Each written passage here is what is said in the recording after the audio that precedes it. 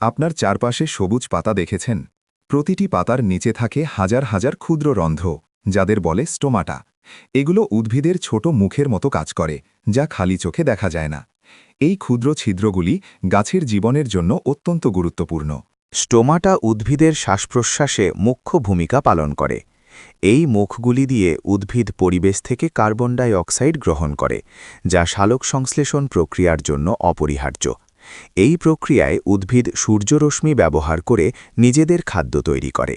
শুধু carbon die oxide গ্রহণই নয়, stomata oxygen এবং জলীয় বাষ্পও নির্গত করে।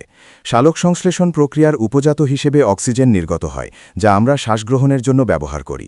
জলীয় বাষ্প ত্যাগ করে উদ্ভিদ তার ভেতরের জলীয় পরিমাণ নিয়ন্ত্রণ করে।